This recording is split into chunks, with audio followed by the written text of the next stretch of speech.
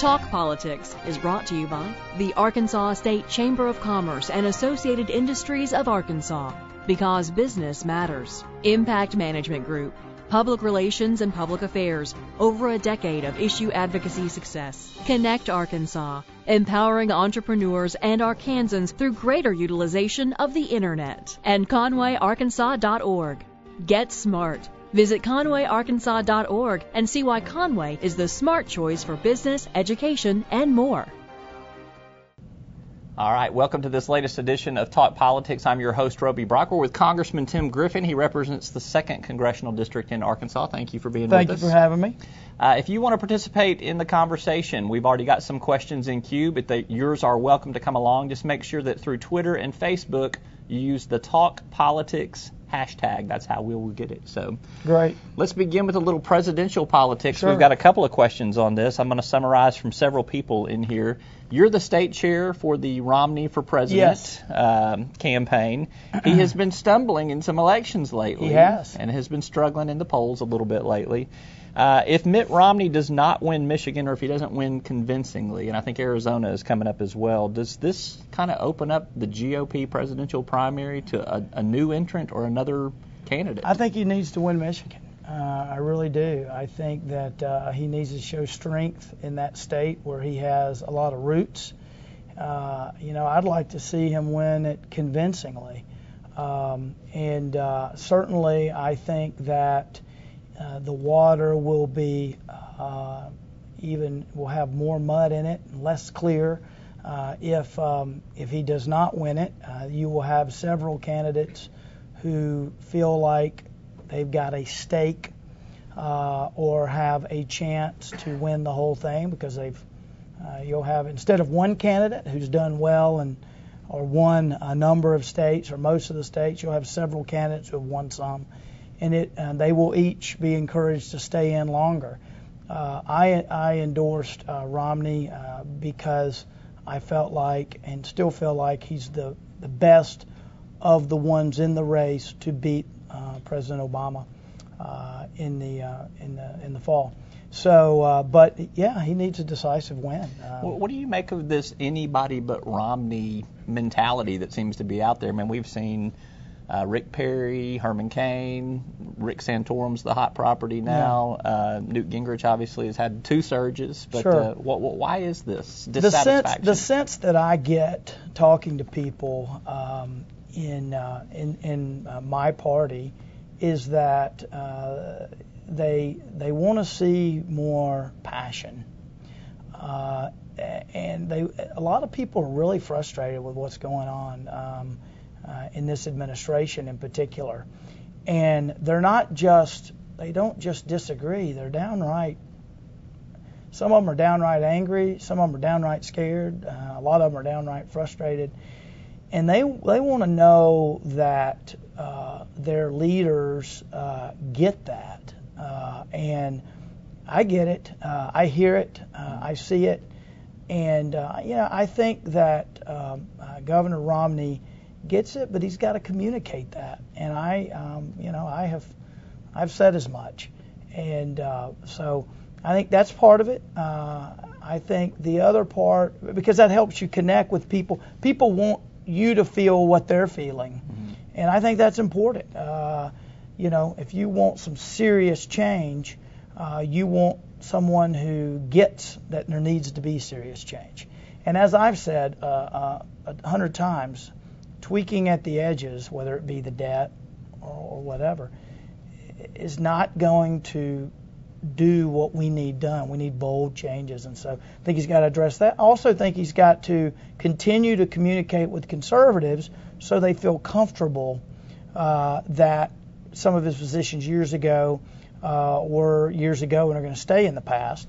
But if you look at any of these candidates, if you look at Rick Santorum, I saw something a couple of days ago where he was pro-choice years ago until he ran for office. So, no one's perfect. I think the key is who's the best candidate to beat President Obama, and I think it's Governor Romney. Last question on this. Do you think this potentially goes on long enough that someone else gets in the race, whether it's through the convention process or someone else just senses there's no one kind of coalescing the overall coalition? I think that's highly unlikely. I think it's highly unlikely. Just the way the process is set up these days, it's highly unlikely that we would go into late summer confused as to who the nominee will be.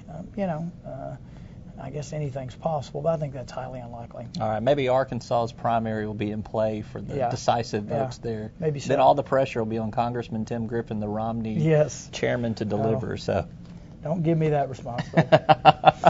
All right. We asked a question on our Facebook page about which foreign policy issue people would like to hear you address. Iran was the topic most of the voters requested. You're on the Readiness Committee of the Armed Forces Committee. Are we ready to deal with Iran? Well, I'm glad Iran is the number one question, because we had a little bipartisan. It really wasn't a hearing. It was a get-together of a lot of foreign affairs. I'm on the Foreign Affairs Committee as well. We had a little foreign affairs get-together with some of the folks from Stop a Nuclear Iran and some other people who have been real engaged on this issue. I think that this is one of those deals where it's never going to be easy to do. And the longer we wait to deal with it, however we deal with it, the more difficult it will be. I think that you've got a madman in charge of Iran, and they have.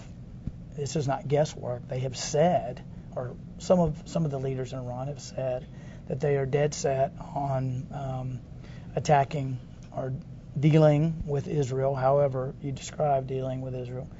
And so I think this is one where the president's got to be forward-leaning, whether it's dealing with them in the Straits of Hormuz and dealing with their attempted blockade, whether it's making sure Israel is is able to defend itself, coordinating with Israel, because we don't want anything. In my view, we want to be, whatever happens on this, we want to be working hand in hand with our allies in the region.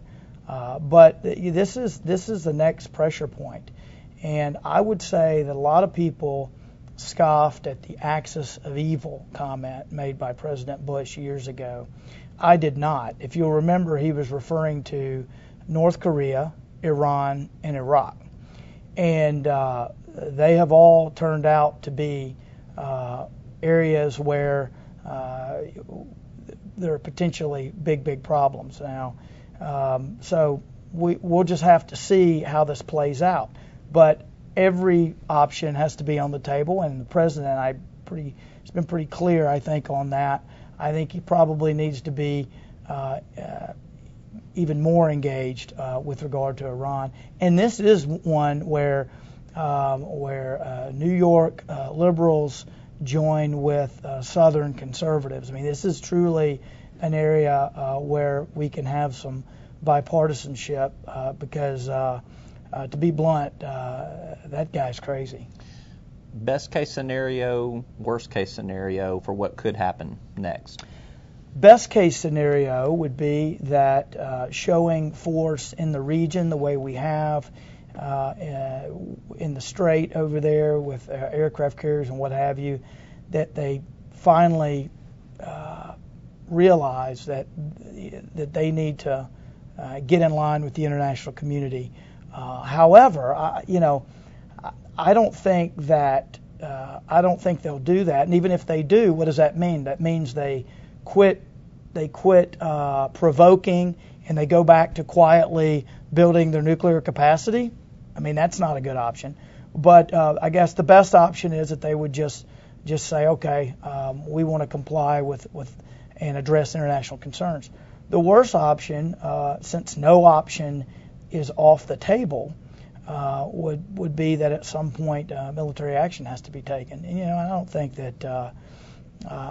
that from talking to people, constituents and folks around the country, I don't think most Americans are ready for that. So there would clearly need to be a lot of discussion within this democracy and a lot of communicating with constituents and figuring out where people stand. But I think it is a huge problem, and both on a practical level in terms of what it could mean to the region, but also in terms of, we ought to be scared of them having nuclear weapons that they can launch to other continents. Mm-hmm. All right, that's something we'll certainly follow up with. Kind of on the same topic, we have seen military cuts with the A-10 program in Fort Smith, possible National Guard cuts coming out of some of the federal budget cuts that are drifting down to the states. Is there anything on tap with the Little Rock Air Force Base? This is my first question. And my second question this is from Mike in Fort Smith.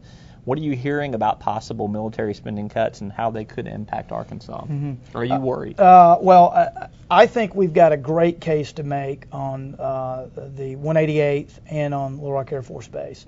So I want to be vigilant, but I am not worried. But really, the Little Rock Air Force Base and the 188th have to be addressed separately. First of all, Steve Womack, the 188th is in Womack's district, right, and he's taking the lead on that. And I have, in terms of the congressional delegation, and I have told him as a member of the Arkansas delegation, but as a member of the Armed Services Committee, I want to help him any way I can. And I have been engaged on that issue. I would say first, though, we have to distinguish between cuts that are to come as a result of sequestration and specific cuts on the one side and specific cuts that the president has proposed. Okay, the sequestration thing has to do with overall amounts. The president, the things that are listed as potential cuts in Arkansas were identified in the president's budget, specifically by the administration. So, which I've heard you say has very little chance to zero chance of becoming law. Yes, and the reason is, and there's several issues here, but first of all, on the president's budget, the president has an obligation to propose a budget. He does that yearly. He should, but it's a starting point in the conversation. It is not the end point. And all you got to do is look at last year. Last year, the president proposed a budget. The president's budget got 0 votes in his own party's controlled Senate.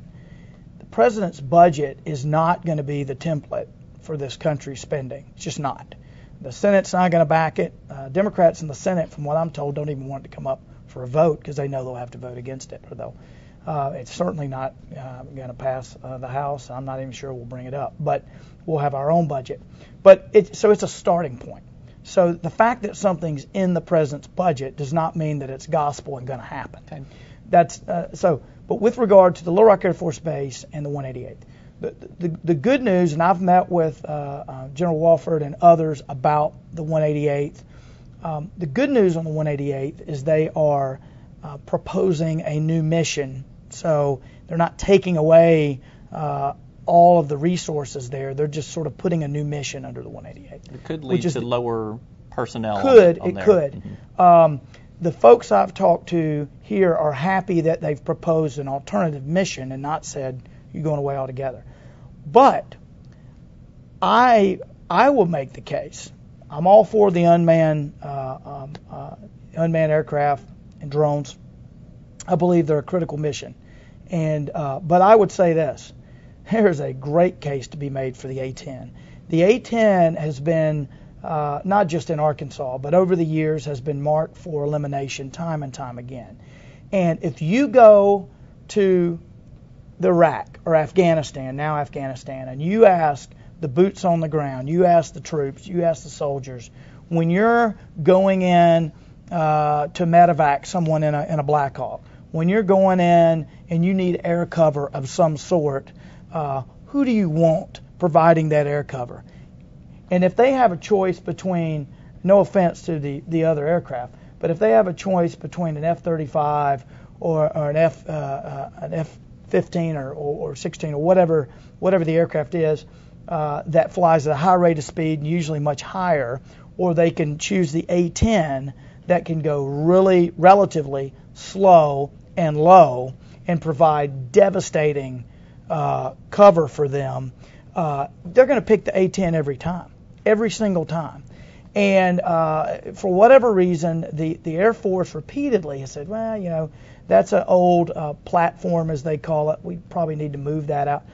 I'll just tell you, it works. I'm a big believer in what the A-10 can do. So that battle is not decided yet, what's going to happen there. With regard to Little Rock Air Force Base, the main thing there is that the Air Force has focused on reducing on the guard side as opposed to the active duty side, which is odd. If you're saving money, you can save more money nationwide dealing with active duty just because of the many costs that are associated with full-time personnel and what have you. But out here, I think we're pretty fortunate. What they have basically said is we want to get rid of what's called AMP. I started a caucus in the House to advocate for the AMP. It's the Avionics Modernization Program. And what it basically does is it takes old C-130s that don't have the capacity to fly in Europe, that don't have night flying capacity, that don't have all the modern avionics that the new model has, and that upgrades it. It upgrades it at a pretty high cost, but it upgrades it. And Boeing does a lot of that work inside a Lockheed plane, C-130. And what they've said is, look, we want to go to a less sophisticated AMP. AMP Light is what some of them are calling it in the Air Force. That's what they want to do. The good news is they're not talking about abandoning the modernization of these old aircraft completely. The bad news is we saved a lot of money with AMP because AMP is so advanced when you put that new technology in the old C-130s that you're able to actually eliminate the need for the navigator person, that personnel position in the aircraft. So you take a person away that you're paying full time. That saved a lot of money because the newer ones don't need that position because of the technology. With the AMP Light, it would upgrade some of the stuff, but you'd still need that navigator position. Okay. So there's a lot of details, but long story short, I feel really good about Little Rock Air Force Base. What I like to call every time I get a chance, the Little Rock difference. We do it differently at Little Rock Air Force Base and in that community, in this community, because of the support. We're the model nationwide. You can believe it.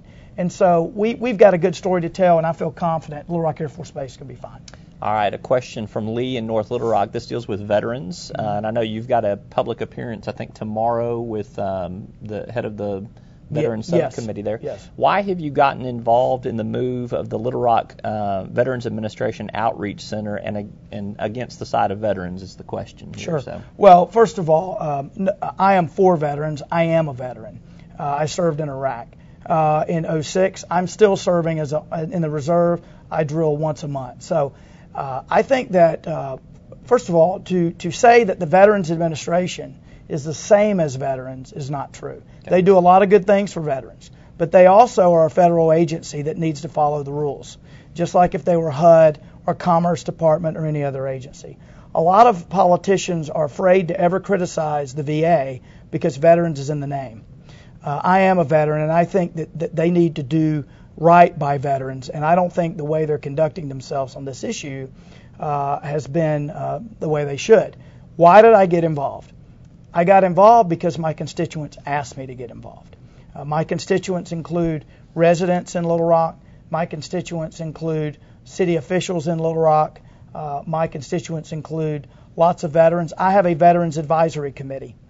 I asked them. I had my staff call up every one of them. We have about 40 on that committee, I think, and asked them what they thought about it. There were I would say that, I forget the exact numbers, but there were a number of people on my Veterans Advisory Committee that said, the VA is not acting right here. So, what were they doing wrong? Well, here's the deal. Anytime a federal agency takes a significant step in a community that they know might cause controversy, they ought to engage the public. That's it. They ought to work with people. It's interesting how I hear all the time, work with the other side, work with people, work with these people, but the VA doesn't have to. That's nonsense. Here's what happened. The VA for a long time has been looking for a place to relocate the day treatment center, no doubt about it. I toured that center. It needs to be relocated. It's too small. It's cramped. It needs to be relocated. But what happened is they signed a lease on a new location downtown that I think they knew would be controversial because of its location. And they didn't tell anyone, until 2 months after the deal was done. So I went to a forum that was put together by a neighborhood association, listened to everybody. And I said, this has been incredibly instructive. I've heard from the VA, I've heard from residents, I've heard from business owners. Incredibly instructive. My only question is, why are we having this after the ink's dry on the contract as opposed to before? Yes, they knew it was going to be controversial, but part of democracy is having that discussion. So my primary concern is that they did not engage the local stakeholders. And they've said, well, we can't, once it's in the contracting process, we can't discuss it. I think they had a good idea of what their options are before that process started. But we're still trying to get the facts. But the bottom line is, just like any other federal agency, they need to be a partner with the community. This is not about whether we should help veterans or not. Of course we should help veterans. They earned this, the benefits and the help, and they should get it. And look, Mayor Stodla and many others, we can all agree. We can all agree that we want to help veterans. I don't think the VA doing this and causing this by not reaching out to the community is good for anybody. So that's what we're dealing with here. But look, I am confident that we will get a solution that everybody can get on board with, and that's what we should have had from the start. All right. This comes from your friend Max Brantley at the Arkansas Yes. blog. We allow questions from everyone.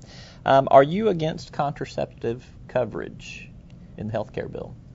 I have, if he's talking about the president's requirement that religious institutions, such as Catholic Charities or the Archdiocese of Little Rock, that they are required to provide contraception coverage to people, then I absolutely am against that, because these are individuals who, in their conscience, believe it is wrong, and they should not be forced to fund something they believe is wrong.